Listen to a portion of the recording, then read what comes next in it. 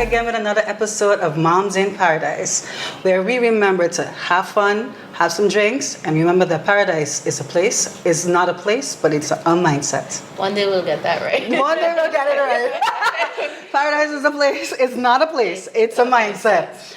All right. Today, while I get my stuff together, the ladies will introduce themselves. Sharika. Hi, I'm Georgette. Glenda.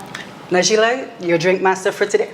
So today, ladies, we are having a rainbow. Ooh. So we're gonna do first, Sharika, you're gonna put some ice in these glasses. Can you use some of the crushed ice in the back of us, or the smaller ice in the back of us? And you're gonna fill it about halfway. Not the ones, Hmm? Not these ones? No, because you need a more densely packed ice for the non-alcoholic ones. The one with alcohol have different densities. Oh, okay. So you need a little more densely packed ice for the non-alcoholics. Now we're gonna put some grenadine.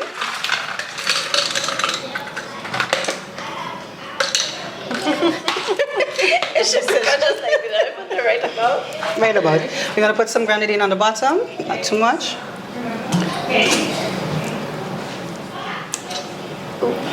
Yeah, a little more. And this one. Orange. And then you're gonna add some orange juice on top of that. How we go with the grenadine is how we usually are with the alcohol. It's like, pour it. It's like, okay, She's like, yeah, But then next time tell me, pour it, alcohol, pour it. So how was your week, ladies? Keep How going. was we? And then we're gonna still add ice. transitioning back to school's being started back. Right? I still It has been the first couple of weeks of school. It's been interesting couple of weeks of school. Yeah. We're gonna add some more The ice. transition and just remembering to get up on time, keeping that hustle I on. think that the get up on time is the most breathe part.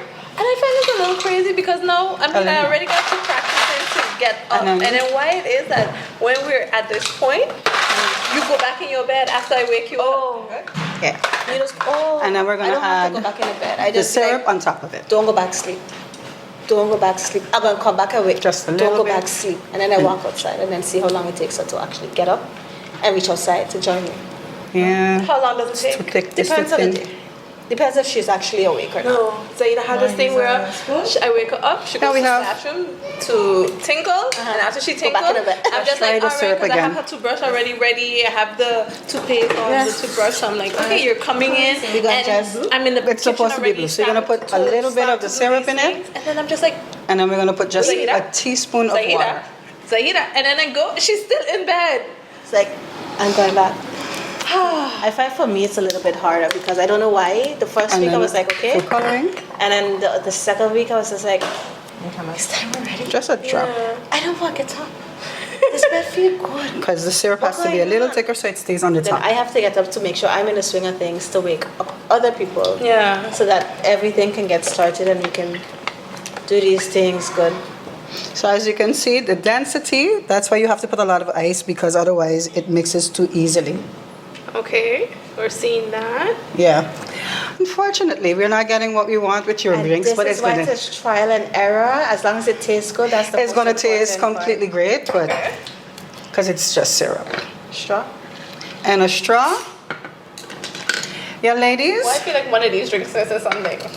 Is wrong? what? Oh, they're missing their garnish. You're not wrong. They are missing something. Because we're not non-alcoholic drinker. Yes, this is all hate. You're missing your garnish. My bad. You could have taken my garnish. I don't need the garnish. Hey. Everybody needs a little bit of garnish in their But lives. I want to show the viewers how What it's the supposed to look- alcoholic drinker what it's supposed to look like. looks like. This is what it was supposed to look like, guys. We tried. We tried. I did my best to do it well for the non-alcoholic drinkers, but I'm sure at home you guys will be much better at this. We were almost But there. that's why it is be trial and errors. We are not professionals. We are moms here trying to just Have a create good time. something here to have a good time. So, Glenda? it is. Thank you, ma'am. So ladies and gentlemen, drink up and have until the second part of this show. See you guys. Cheers! Welcome back, everybody. As you can see, we're sitting, getting ready for our discussion round. And we have a special guest, Miss Lenini Siram. If you guys remember our first episode, I was talking about a lady, then I told her, Miss Nalini, cut her out. She is my midwife too. This is the lady who helped me birth my daughter into this world. I've known Nalini for I think over 15 years now, about if not longer. And Nalini is a midwife. She's a mother. She's an entrepreneur, and more. I'll let her introduce herself. So can you tell us a little more about who you are? Well, I would try, but you just kind of already. Where did I have you myself? But I am so proud of having you here. That's why. It's very lovely to be here, and thank you all for having me. Yes, I am a midwife. I was there when you had your beautiful daughter, which was absolutely my honor because it was an experience for me as well. It really was. Even though people might think, when you do a certain job for a long period of time, it's just your job. Yeah. But I think I'm very blessed that my job, it's different every single time. Yeah. And that makes it, it always feels like an honor. I'm always amazed with what you all could do, and I'm always, it warms me to see how different types of support help people towards the ultimate goal. And it's just, I love my job. That's just the short. It's Awesome. always an amazing experience. So, not that Nalini doesn't have a wealth of knowledge over midwifery, but we have her here for a whole different reason. Now, a couple of episodes back, I remember just after the summer break, we were talking about the new change in the hair policy that Melissa Gums, the Honorable Minister of Education, Sports, Youth and Sports, she started putting in the new amendment to the law for the hair policies change in the schools. And so I was really excited about that, and we had a whole long conversation about that. And what happened when schools opened? So if you guys been following, it has been a lot of controversy online about the new hair policy that the Ministry of Education has put into effect and asked the schools to follow the guidelines, because as we know, it takes about a year or two for a law to actually go in effect. So our Honorable Minister asked the schools to start following in the spirit of the guidelines of the new hair policies, and SCOS was the first one to maintain the old hair policies. Openly do it so, because I've heard other schools, I don't know if you guys have heard anything through the grapevine, but I've heard several schools that are absolutely not abiding by the pending law. So SCOS did it openly. That's what made them The target of everybody's response. Yes. So I kind of wanted to touch base on how you guys experienced that. We brought Nalini because she's also a part of the Abolish the Hair Policy movement that I'm in, and she's one of the brains on the background. If you see a bunch of the posts, most of them is because Nalini has been really adamant and really sharing our thoughts and ideas and how we feel about this and pushing for the rights of our children. So. The first day of school, how I think it all started was when I sent a message. A young boy was going to his registration at the St. Joseph School, and yes, I'm calling names. The St. Joseph School, and the mother was told if the child doesn't cut his hair and if he doesn't have updated photos, he may not register into the school. So the mother calls me and in tears because her son is just turned 4 and he has to go to school. She went to St. Joseph School, so she wants her son to continue in going to St. Joseph School. And we know that the law is pending and the minister asks for the schools to follow the guidelines, and then you meet that. She's asking us what to do next. So I posted it in the chat, and the chat brought it to the minister. The minister put out a letter the following day, And then Scott reacted. So that's how everything, the timeline of everything. I think Minister Gums actually already planned to send out that letter, but because there were so many people contacting the ministry and the minister directly to ask her, like, so how far are we? What can we do? What are we allowed to do? That she really felt compelled. At least that's how I kind of interpreted it. Yeah, that she had to just give them a little reminder that even though it is a pending law, that doesn't mean that when a minister tells you, okay, this is what we're going to do, so let's start from now. Yeah. That you as a school can just go like, I don't think so.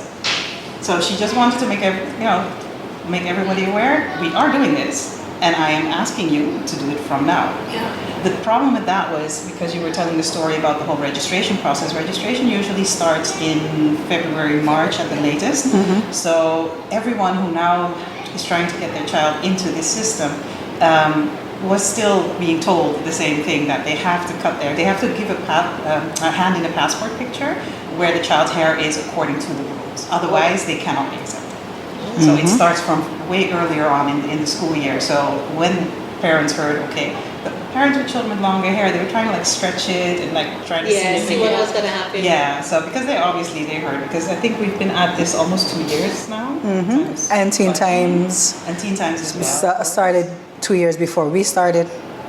So it's been, the fight for the change in hair policies didn't start now. And Teen Times was really on the front saying, hey, this is not fair. We are experiencing this.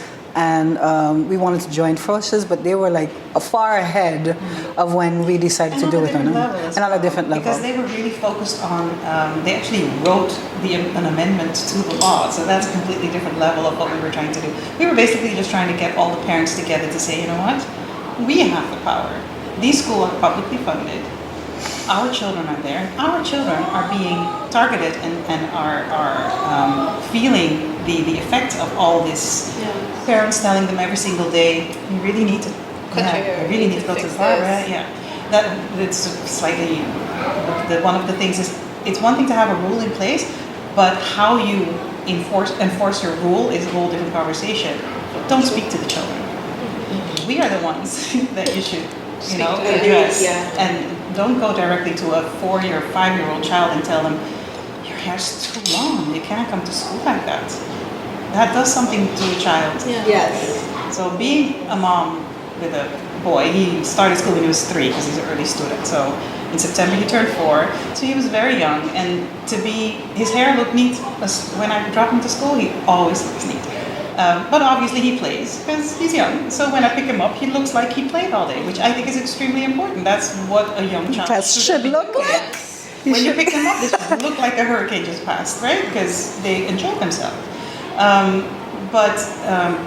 Because they could see that I was patting it down, this and that, letters came.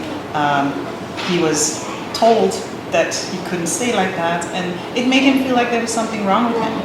So he was told directly. He was told directly on a daily basis. You as a parent. Yeah, because I make it a point when my daughter goes to school, if there's something off, she's like, am I gonna, I don't want to get in trouble with this. My daughter follows the rule. I'm like, that's understandable. It's like, but if something goes wrong, you are not in charge of yourself. Mommy is in charge of you. So if something goes wrong, teacher is going to come to mommy and tell me that something was wrong. You are not deciding what you are doing. Yeah. You are not in control of yourself. I am the adult here. So if something is wrong with however you are, whatever the issue is on that day, then they're going to come to me, or they should come to you me and tell me. So you don't have to worry about whatever it is. While I hear you and you say that, but it doesn't always happen. Yeah. I recently, the school started, so they always start with the first year meetings, the meeting of the beginning of the year.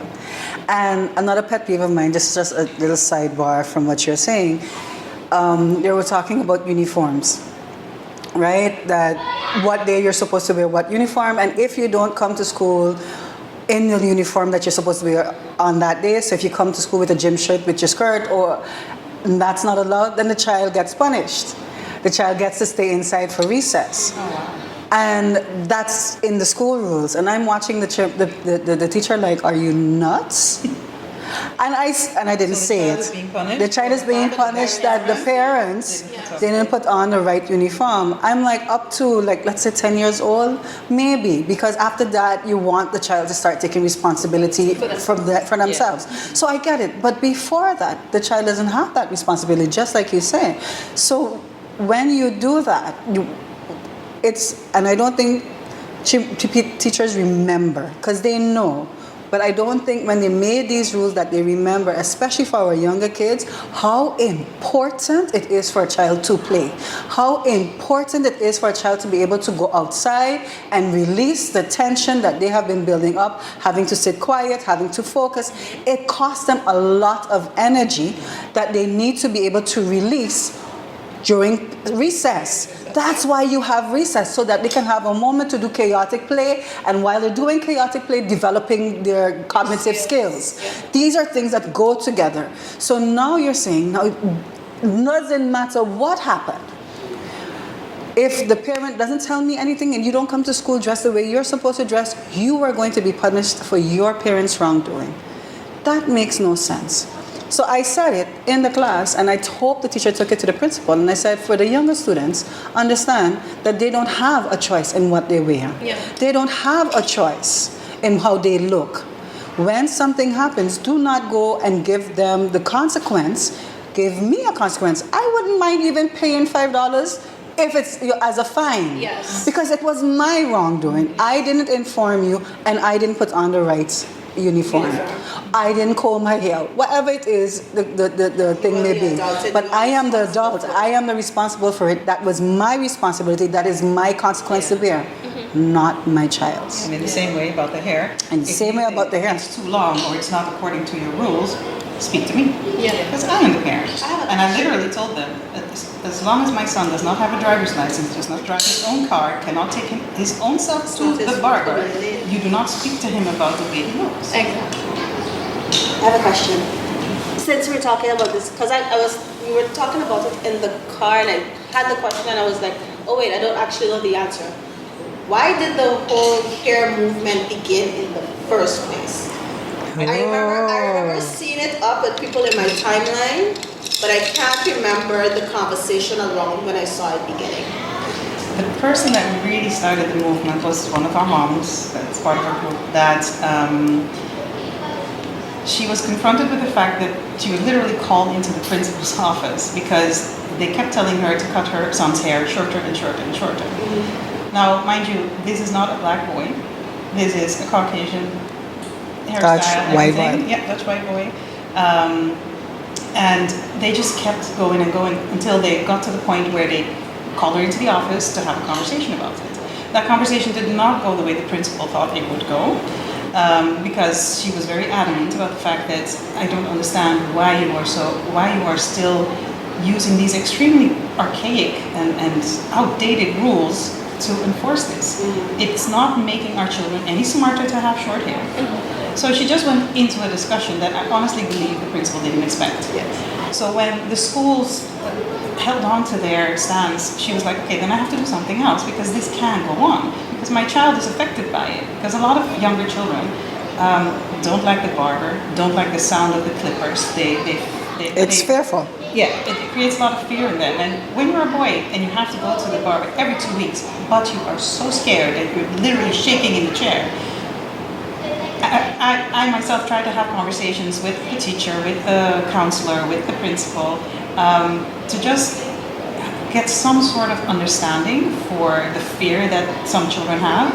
And I was just waved away. And I was like, so wait, you want me to sign a contract saying, yes, I will abide by your rules, and I will respect you as an institution, I will respect the religious side, I will respect everything you offer my child. But then when I asked for some respect in return, I got none.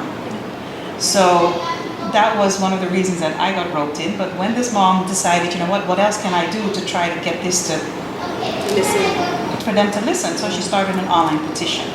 So the online petition was literally to abolish the hairstyle rules in all schools. So not just the Catholic schools, just all everywhere. of them. I think it was about a year that it was up. And then we, because by that time we There were were more than women, us, yeah. we accumulated about 1,000 signatures.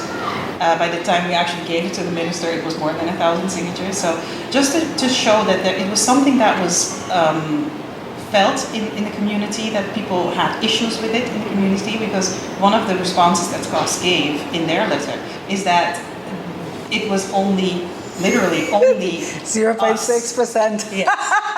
So this is an inside joke. But in their letter, they stated that 99.4% of parents I can bring it are up. happy with their rules, and that only 0.6% have complained, and they went on about it. So we kind of took the letter somewhat more personal than the average person would have. We because should they have. literally pointed in our direction. The saying, 9 people who signed the petition Yeah, is literally. exactly 0.6% of their students, parents.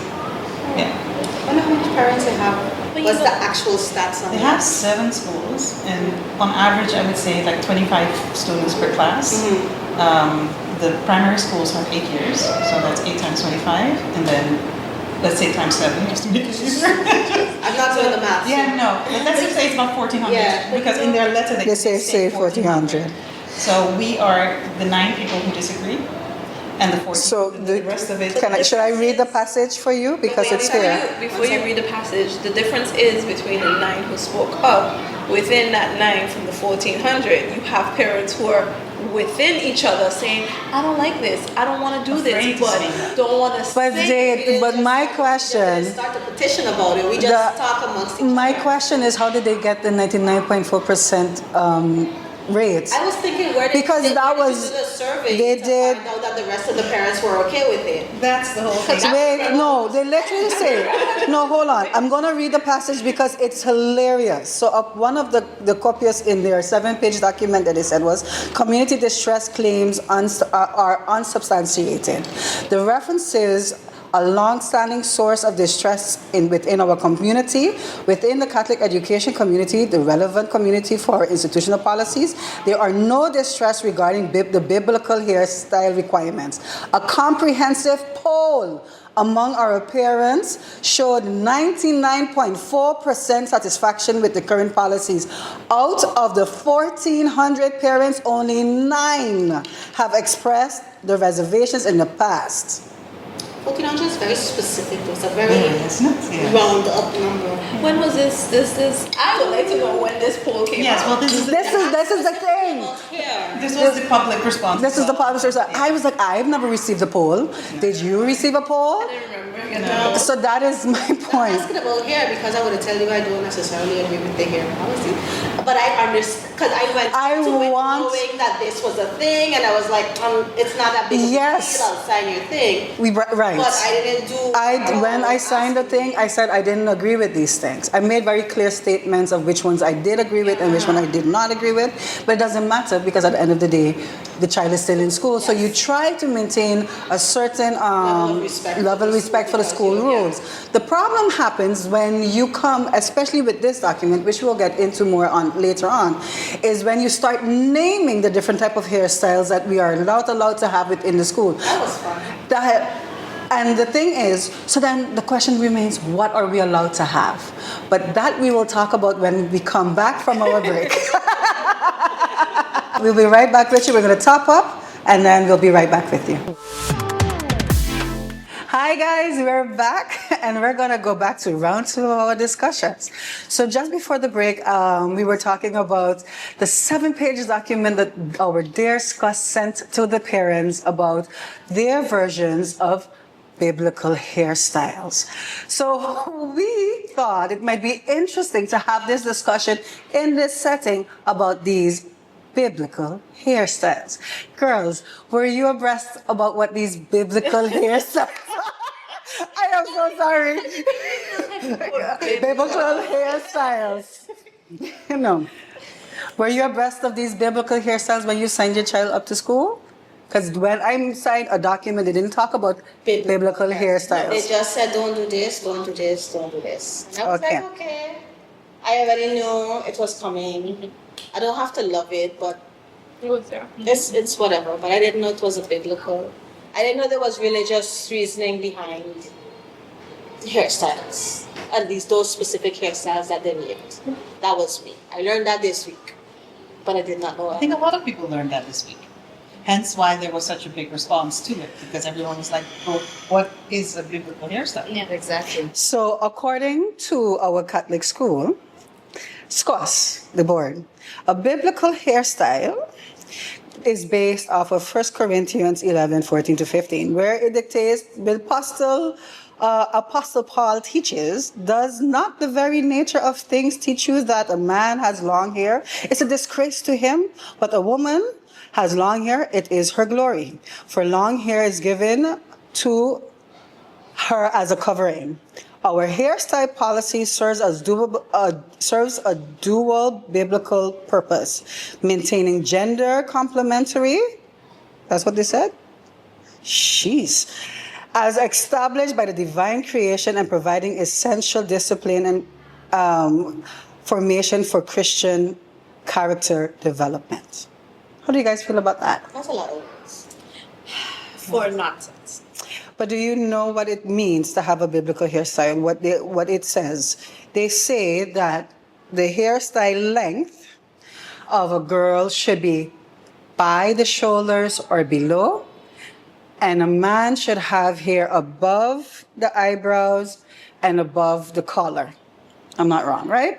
That's the basic idea of what the biblical hairstyle is. Now, my black child, her hair, in its natural state, because of course they also dictate it should be in its natural state, never, ever reaches her shoulders unless you plait it. And Because it does not fall.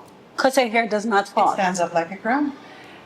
And for the little boys who have their natural hair, their hair don't fall down either.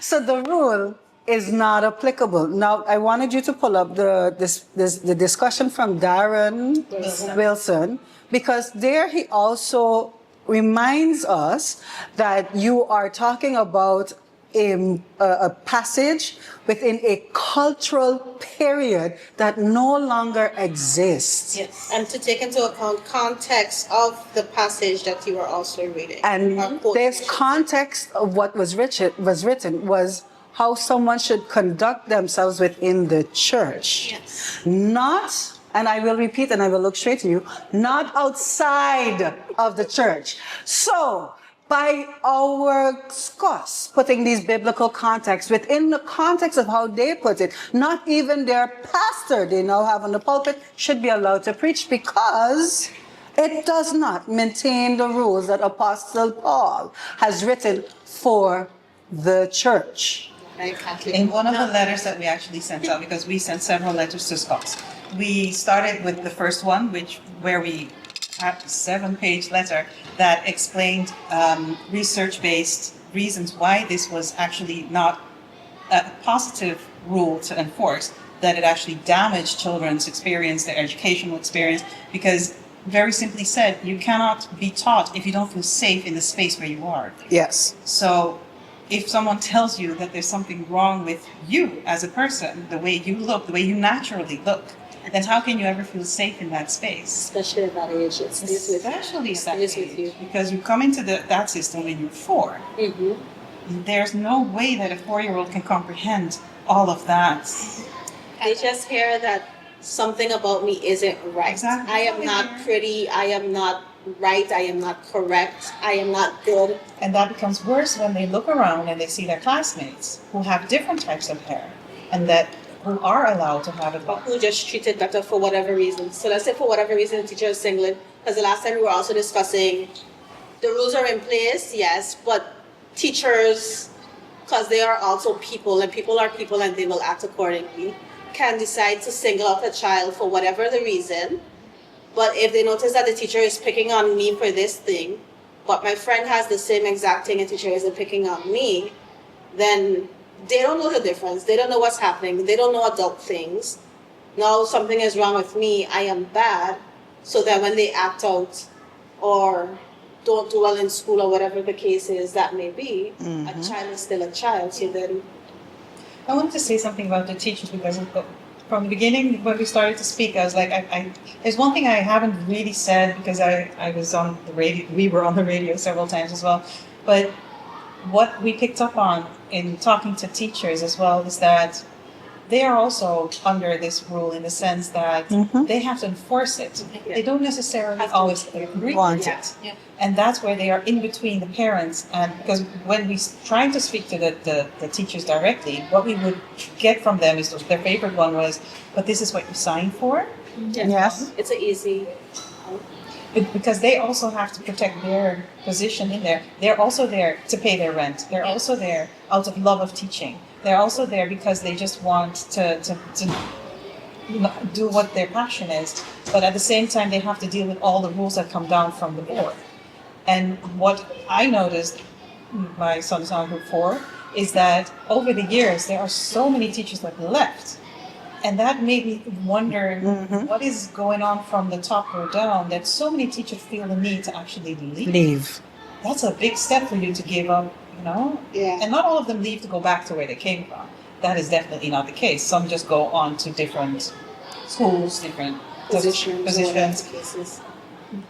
And for me, what children really need when they are in school is that level of security where you know you come in, you have your teachers, you have your school, this is your safe space, and that is how their space will. To compound on that, remember this sparked a lot of discussion online. And there was this one teacher that came out and said, well, look how the Ministry of Education focusing on the wrong thing, right? There's schools without running water, there's schools with mold, there's schools that haven't been built yet, there's schools without resources, there are teachers that are being underpaid. And all these truths exist. Yes. We are never, ever going to say that a school should have mold in it. We will never say that the children shouldn't have the resources that they need to be able to learn, and the teachers have the resources to be able to teach. Yeah. What we're saying is two truths can live in the same home.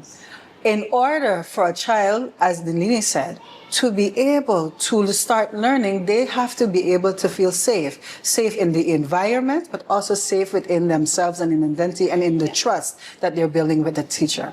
So again, just to reinforce it, when a teacher comes and says, yeah, but your hair don't look good today, and my daughter here happens to be in 2 puffs, that says something about it, because of course, we also have a lot of influences from television. And on the television, while there is more diversity now, there hadn't always been so much diversity. All the cartoons have Caucasian girls, blonde hair, blue eyes, long hair. My daughter for many years wanted to be Elsa.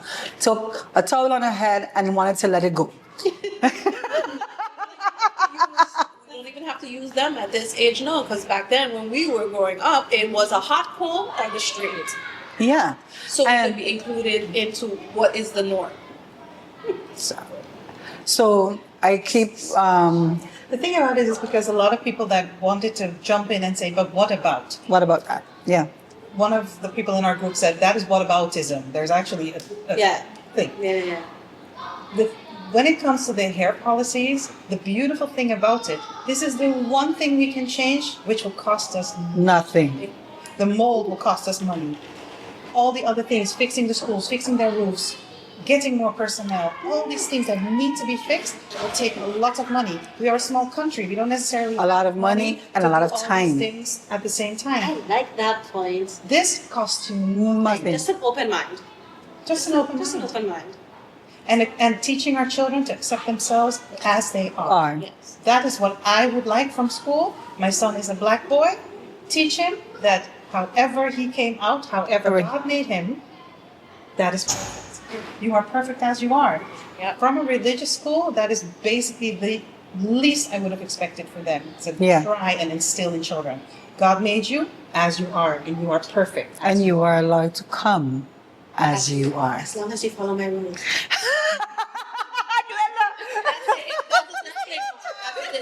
That's clever. In, written on the bottom, fine print. Disclaimer, as long as you follow my rules. So, again, with the whataboutism, exactly as how you say it, I think people should understand that the one doesn't negate the other, and one costs the least of time. They're like, yeah, but the ministry ain't doing nothing. I'm like, how is the ministry not doing anything? The fact that they did this meant they can do something, get it out of the way, focus on the next thing, and put more focus on it. And it's not doesn't mean that she's not focusing on it now and during. Exactly. You know, it's an amendment. You get somebody to policyze it, and then we're going to continue on the next thing. So it's not one without the other. It's a plethora of things that people are focusing at the one time, and they forget that one ministry, the education ministry, cannot go without the finance ministry.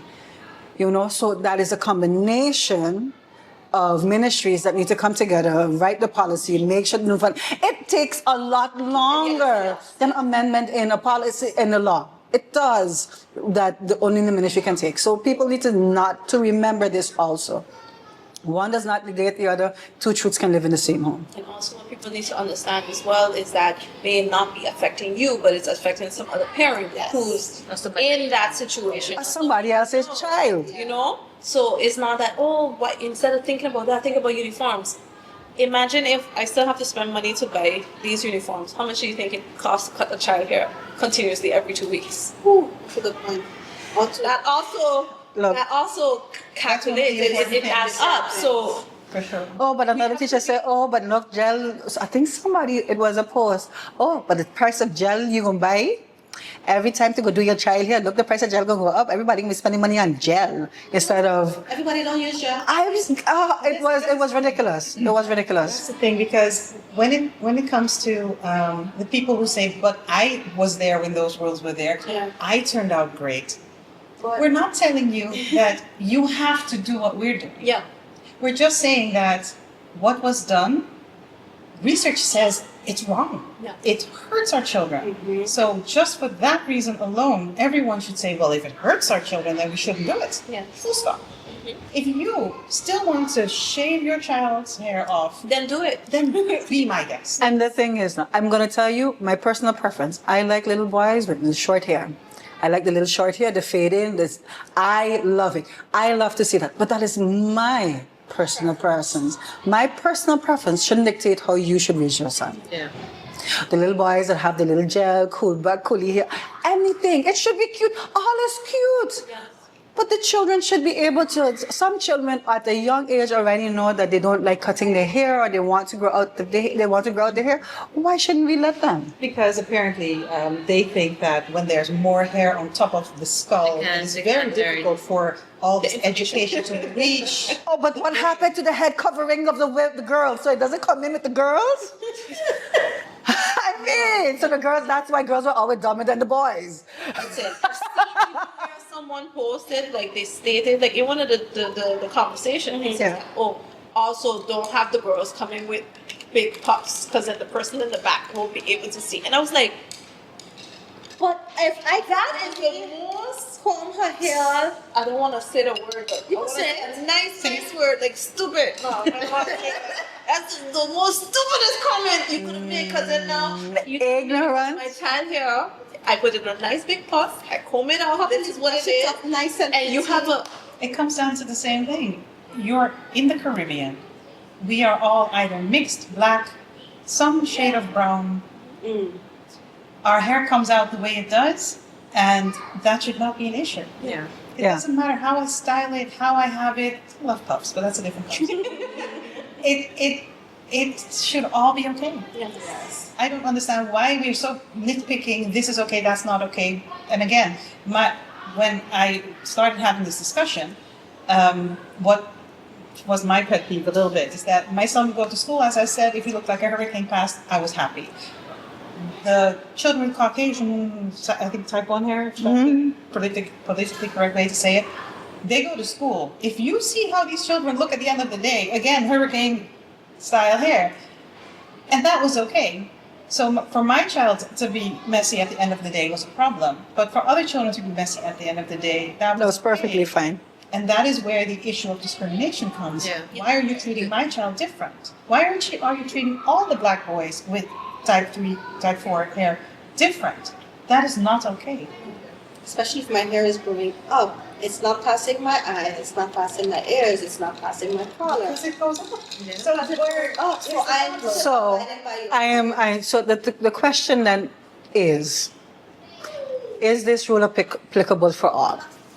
If the rule is not applicable for all, then the rule is not applicable for none. You know what I mean? Because the child hair, my child hair, unless you plait it, is not going to drop. But then you can't do ritualistic braiding neither. So how you get it? Because for some reason, after I put the bantu knots, my ancestors was rise out of the grave. And they would all and start to sing the chant. We can't have that. We can't do that. We can't do that. Or we can't braid it, But it's because it's a Viking hairstyle. Because the map will be there. Of how to find the hidden Way out. You understand? So No. The braids are Viking. It's a Viking hairstyle. No, my love. Ritualistic braiding. They didn't. There was something with the mohawk. But have you ever looked up what a Viking hairstyle looks like? It's not a mohawk. It's the braids. It's plaits. They did this, yeah. I should say that, yeah. Viking hairstyle. They have braids. Viking is like, or just the man. Singular plaits, but also plaitbacks, interweaving it with the hair. It's all Viking hairstyles. What we do is plaitbacks, single braids, whatever. We're not allowed to have Viking hairstyles. We're not allowed to have bantu knots. We're not allowed to have afros. We're not allowed to have anything. So how the hell we go? Beads. No, hair extensions. All of that. I just thought beads were pretty and colorful, and they made a cool noise when you run because it's fun to catch your hair. And I didn't realize that it was a religious expression. I thought that when I did my bantu knots and I took them out, my hair had a cool curl. I didn't realize that was a religious expression. I thought a lack of understanding of culture. Yeah. That's really because over time, we know that over time our history is lost, good and bad. But over time, it doesn't carry the same meaning. Exactly. So not because I do the beads mean that I am trying to represent another religion. It means that my daughter likes the beads. They're pretty. I can put it there and it could last for maybe 2-3 weeks depending on how I plait it, and I don't have to comb my hair again. Yeah. If I put the braids in, that means that I don't have to comb her hair for maybe a month. My Sunday is free. I ain't gotta do the full. Let me go. But that doesn't mean that I'm trying to represent. But then you have to educate me on the other religions for me to know that that's a religious thing. Yes. That's a whole another thing. So opening the door for me to learn about other religions because you're telling me I can't do it because I didn't know it.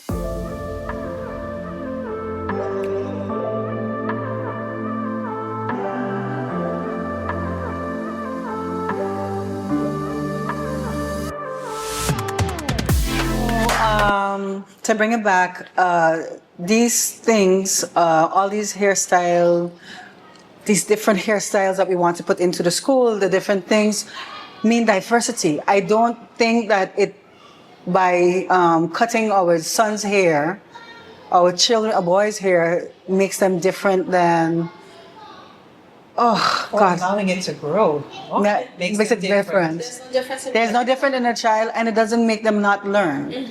What bothers, and I wanted to say this on air because we had a really good conversation about it before, was what bothers me about the whole cutting of the hair is generations back, and we're going to go back to our African history, we're going to go back to our slavery days. Generations back, they used to cut their hairs, as Nalini said, to negate wherever they were in the hierarchy of standing. So if they were a general, they would cut their hair, but also to make them into one common uniform group, right? To submit them and to take away identity of self. Yes. You started by cutting their hair. You started by switching up cultures. You started by putting one different culture with another culture so that they couldn't communicate with each other. You take away their language, you take away their hair, you take away their culture, you take away their identity. What you're trying to do is start you by zero. It's the same mentality when they go into the military. We start by zero. Yeah. But our children in school don't start by zero. Education starts at home. Yes. I am bringing my diversity within the school. What we're trying and what we hope that our teachers will do is teach them how to love and think of self, Yes. sense of self, so that they can build their character on top of it. Nalini found the passage from Daniel Wilson, and I would like to... Darrell. Darren. My bad. Don't come for me. Sorry, Darren Wilson. Because he wrote a piece, and it was in the Tribune, but it also went into the Derry Herald. I was so happy to see it there. And just as for our final thoughts, I would like Nalini to read it for us so that we can expound on it and then close off. Moreover, the board's claim that permitting diverse hairstyles would turn schools into multi-faith exhibition spaces is misguided. In reality, such diversity reflects God's creativity and multicultural reality, not theological compromise or a threat to the faith. Suggesting that natural hairstyles such as locks or Bantu knots undermine Catholic education reveals an inherited, misplaced fear of culture rather than faith in the transformative power of the Holy Spirit. Amen. Thank you, Darren, for that piece. Yes. Thank you, Dara, for that piece. Couldn't have said it any better. That article, the whole article, and it didn't even dive into every part of the letter that Scott put out. It was really a nice, fresh breath of fresh air. It was really nice. It was a breath of fresh air to be able to read it from a person's spiritual walk. Yes. And understand that someone can see past just the information that the surface that was written, that was forced onto us, but was also written and within the culture of what it is now. It is important that we remember that what was written 2,000 plus years ago was in the culture of then. The culture then is no longer standing now, and we need to remember that as we're moving forward, that cultures, trends, things change. So you find a way to make it applicable to now. Do not just take it as it is, but like many people do in the church, you take it from then and you apply it to now and make it applicable and relevant. Evolving. You have it It's evolved evolving. for now. Without taking away from the faith. Without taking away from its tradition. Because nobody's trying to take away from the faith, but we're just saying this is We where want to. are. We respect the fact that you want to teach our children in the Catholic faith. That's why we put them there, and we respect that fact, and we understand that fact. We take it on as it is, but you also have to remember that, again, things evolve. Even the church has evolved. And at the same time, if it looks like a duck and it walks like a duck, meaning to say discrimination in any form is unacceptable. So you can write it into your rules and regulation and have us sign it all day long, but it will not make it okay. And when you are part of a country and you have your schools within that country, you fall under its laws. So that's where that starts and stops. So if you want to be a school in St. Martin, and you want to receive public funds, you will have to abide by the law. No institution, no person is above the law. And discrimination is discrimination. Absolutely. And the rights of a child and a person exist in our Constitution. Therefore, again, I want to thank you, Nalini, for joining us. Thank you for having me. I would like to thank you girls for having this conversation with me again, because you know how passionate I am about it. And just to make people feel like they're not alone in their struggles, if at any point in time school approaches you and tells you that there's something wrong with your child's hair and you have to cut it, and you are definitely not willing to do so, we are here to support you. That was perfect. It's kids, we love it. And feel free to contact us on our Facebook page, Abolish Hairstyle Rules in St. Martin Schools. We are here to help you through this journey until the law goes into effect. And keep growing that hair. Keep growing your hair. Hey. And for our, what do we call it again? Mom moment of the week. I want to talk about my mom moment for the week. My beautiful daughter, if anyone knows me, knows that this hair policy and the reaction of Scots really got under my skin. And especially this theory with the Bantu knots. And I said, no, we're going with Bantu knots to school. And my daughter was like, yeah, mommy, they're pretty, but I don't want to. I want to go with my afro. And for me, my daughter, being so proud to wear her afro, this beautiful halo of a crown behind her head. And she looked at herself and said, mommy, I'm pretty. And I want to share that with my daughter, feels that way about herself, and I've done well. Her hair grows that way. It grows out her head that way. And I'm very proud that my daughter is proud of how she looks. With that said, guys, don't forget to like and subscribe to our YouTube channel, Moms in Paradise on YouTube, Moms That Podcast on YouTube and on Spotify. We're also on the socials, Instagram and Facebook. So like, share, please subscribe because we're share your comments, share your hair journeys, share your hair comments, the things that you've experienced in school so that we can continue standing together and sharing our loves. Thank you and goodbye. Bye.